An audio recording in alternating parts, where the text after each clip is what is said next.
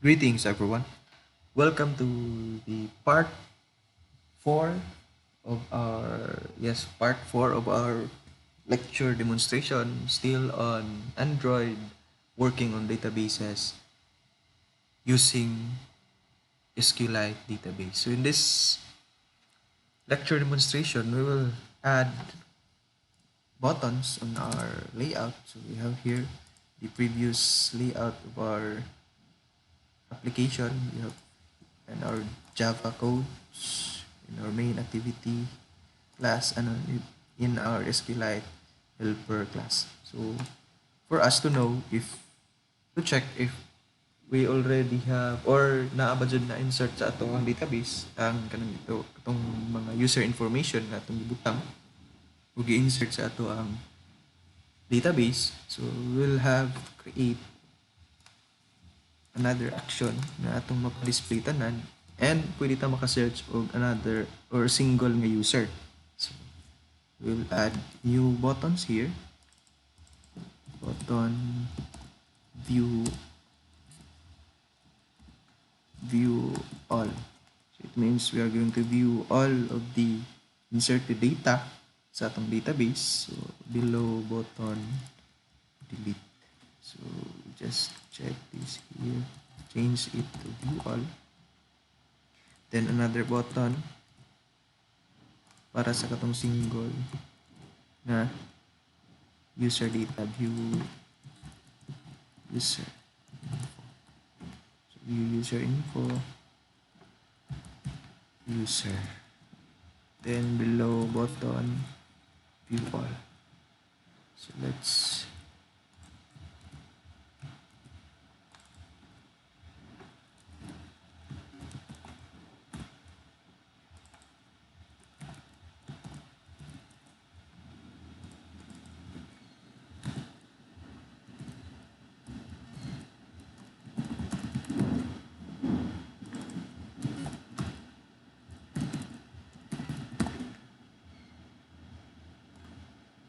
search user info.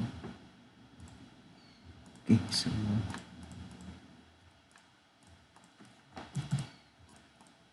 now here in our main button view all search user. So button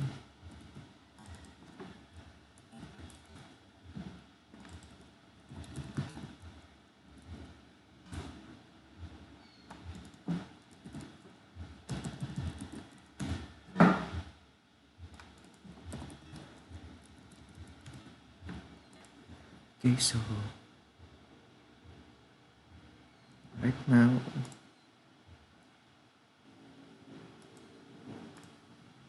so before we create a code here in our main activity .java, so we'll have first create a function in our SQLite helper, a function na mag-query if na ba na siya nga mga data or na ba to ang data nga atong or user info mag-search. So duha tong function nga i-create.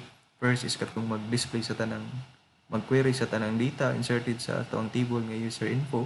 Then katong specific nga user info sa atong database. So just have to create public cursor. So as you remember nga si cursor mo ay gamit na ni cursor because cursor will be the one holding class ni siya nga maghawid sa mga gi-return nga value sa ato ang query. So sorry, cursor then view all data user info.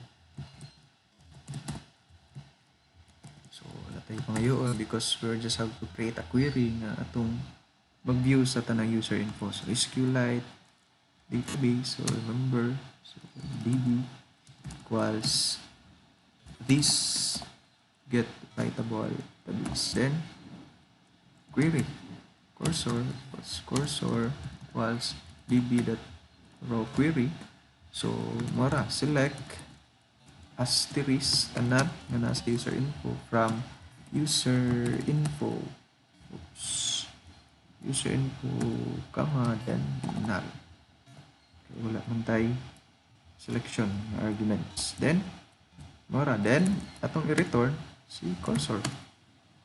So, ato na na i-main activity class na to i-code later on. So, we'll just have to create another function. Similar gyapon din sa view all user info, pero na natay gitawag og argument. Kani search user info. Then, ang atong i-search, magnitaw kung sa atong i-search si ifname. So, we'll use the ifname to search the user info. So, sa ato ang arguments here, or sa ato ang query, so, atong ada na siya where clause, then full name equals question mark. Then, kinsa man ni? So, si new string, then kinsay mga taga na si ifname. Then, return cursor. So, yan na simple ang pag-search. So, let's go to our main activity.java.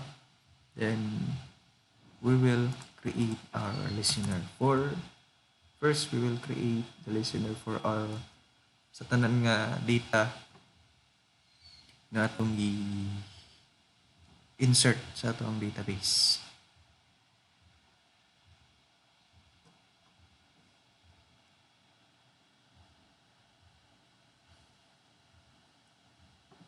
Okay, so here we have, okay, so we'll now create, so ba't yun na? View all that set new on click listener. So this time we'll create a cursor, then query result. So we'll just use the variable query result. So muna siya madawat sa katong i-return na cursor sa ato ang function nga view all user info. Okay, so query result SQL helper that view all user info. So, then atong ikwaon ang count sa atong query result if ang count niya is greater than 0, so it means nga naay data nga to ang database. Else, kung dili siya greater than 0,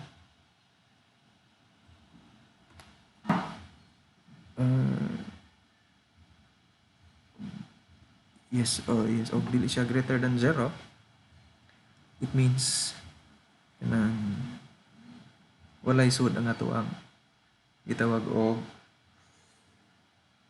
query or ato ang user info nga table. So we just have to create a post.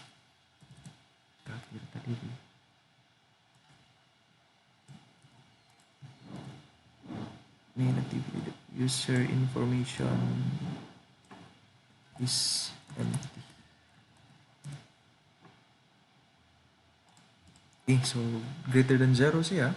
So ang button ato siyang ipa-display sa dialog box, alert dialog. So first we will create a string buffer. So string buffer atong kaunta ng data or result sa atong query, then atong i-fuse into a single string. So we'll use the string buffer na class, then buffer na variable, then equals new string buffer. Separate na ito na. Okay, so then since daghan man, so while gamit ang while function query result that move to next, then sa kada loop sa imong buffer or sa kada loop sa imong itawag og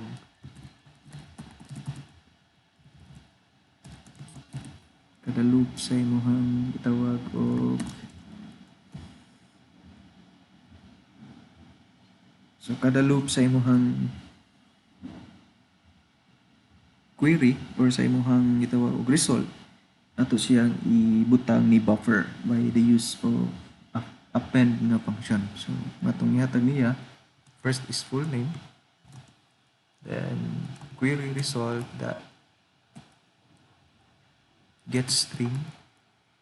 So ang get string, ang index nga atong gamiton, since atong index is atong field sa atong user info tables is si ID, which is naa ni index 0, si full name na ni index 1, then username na ni index 2, si password is na ni index 3, then si email na ni index 4. So we'll full name man, so we'll use the index 1. Then we'll just have to put add another slash enter aron mo next line siya. Then next is buffer and append the username, then index 2, then si password kayo display dili man ipakita si password, so we'll just proceed on email. Instead of index 3, we'll use index 4. Then atong i-double slash n siya aron ang next append na pod or ang next data sets of user info na ay space in between. So later on makikita mo unsa. So then after ana, we will create an alert dialog builder, so, para sa ato ang tawag og pa-display. Kani is pagpa-append lamang siya. Kaning code ani is from our query result na string gikan sa cursor based from sa ato ang view all user info, which is si cursor, ato na siyang butang tanan ni buffer, string buffer nga buffer. So better builder, then so let's continue. So main activity that is for the context nga naa siya ni main activity nga builder. So builder that set cancelable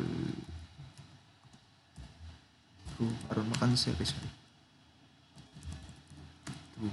Then builder that set title, ang title is user information. Then builder that set message to, so ang message na to or ang content sa atong dialog box is from buffer. So buffer that to string. Then builder that show. So atong i-show si alert dialog. So let's check. Wala error. Oops. So let's execute if working ba ni siya nga code. So let's click run.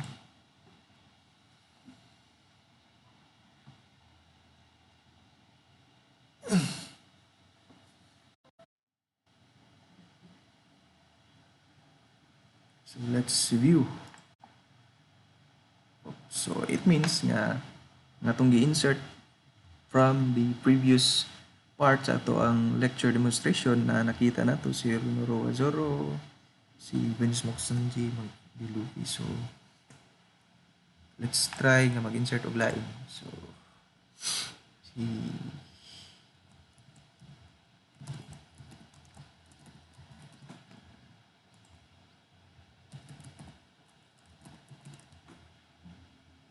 and password 1234.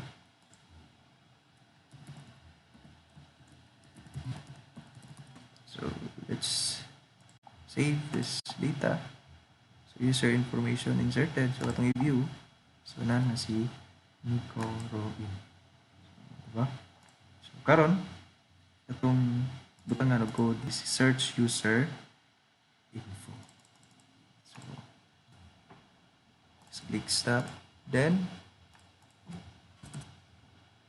arita sa atong apps search user that set and click new and click listener, then we'll just have to copy this code here. Okay, similar naman siya. Pero we will be using the search user info. Then we will not be using this while instead we will use the query result that move to first. So it means na kinsa ang data nga itong nakuha, move to first, itong pinakauna nga data because usara man jud itong i-search. So mo na siya atong i-display. So let's check user information not exists. Okay, so let's check if sakto search user info. Oops, we will be needing the full name. So hold if name equals to full name that gets text to string.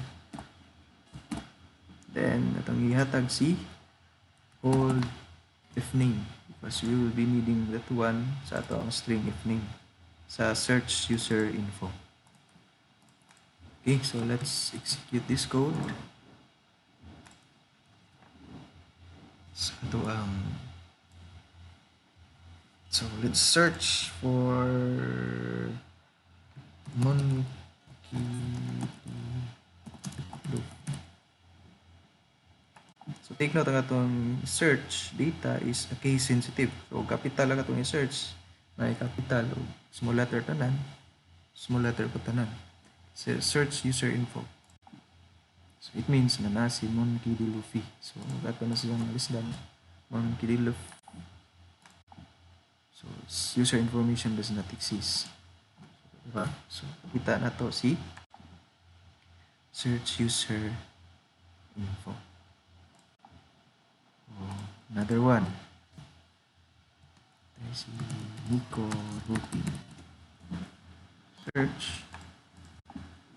Nico Rubin. Okay, so that is how to create an Android application using a CRUD app in Android application using the SQLite database. So a CRUD, simple CRUD using SQLite database. And also, if you're going to create another table, so you just have to add another execute query here, you create another table. So, ang tawag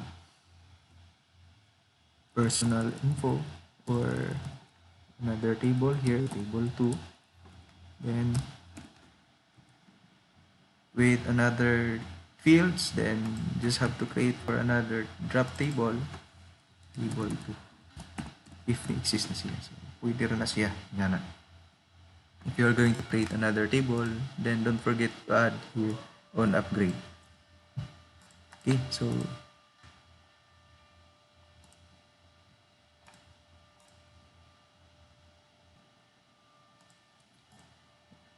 and I will be attaching this, or I will be giving this to you, this project I will give it to you for your future references, so that kung gusto mo mag-try, you can just edit this one or you could modify this code here if you're going to explore more about SQLite database. So, and so on. And also you can what we call to look for the database. Pwede na itong makuha ang atong database din eh.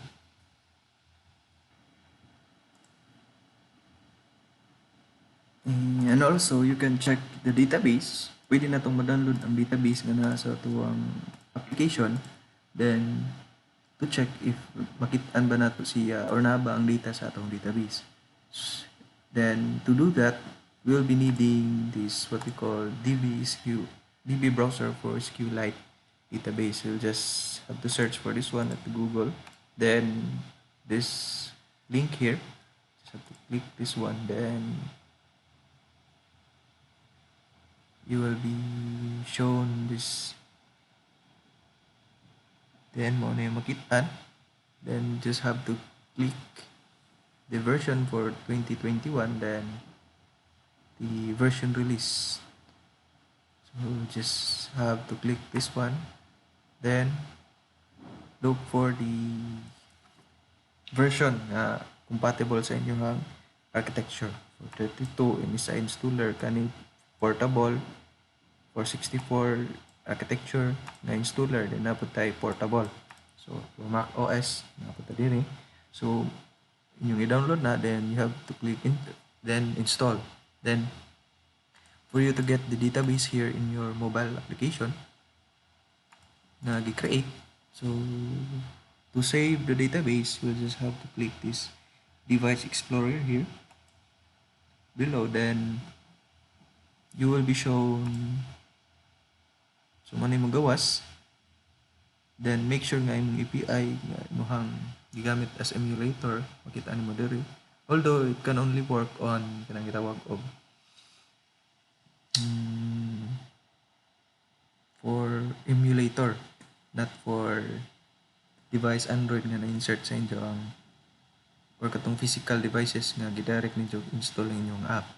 So makita niyo na diri app or data, then gitaan ni siya ni com.example apps with SQLite DB. So com.example apps SQLite DB, then click na to na databases, then you highlight this three, then ato na siyang right click, save as.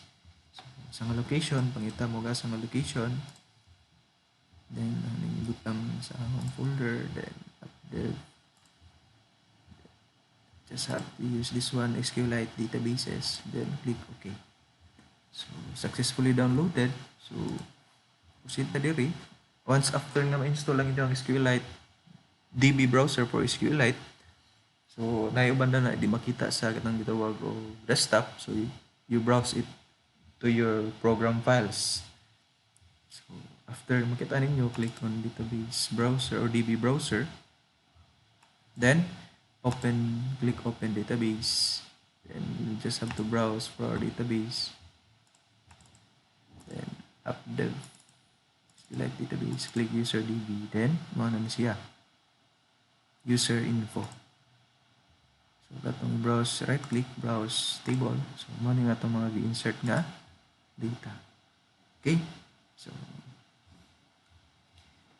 that's it for this video, for the lecture demonstration on Android working on databases using SQLite database. So, the next lecture demonstration will we will now proceed to the Android working on databases using MySQL. So this SQLite database can be used for offline mobile application with registration with user that needs user inputs. So it can be used as your database for your online. So it means nga unsay changes may tabo or unsay mga gi-input sa user naa lang sa application o naa lang siya sa mobile phone o gasa siya na install. It is not visible to another application installed to another mobile phones or smartphones or Android phones. So it is applicable only for offline database. This SQLite database for Android application. So the next lecture demonstration will be the MySQL, which is good for applicable for online database. A single database for applications installed on multiple devices. So, gitawag o server, web server. Okay, so that's it for this video, this demonstration for the Android working on databases using using SQLite database. So if ever you have questions or clarification, just drop in your questions at the comment section or at RGC. So that's it. God bless everyone.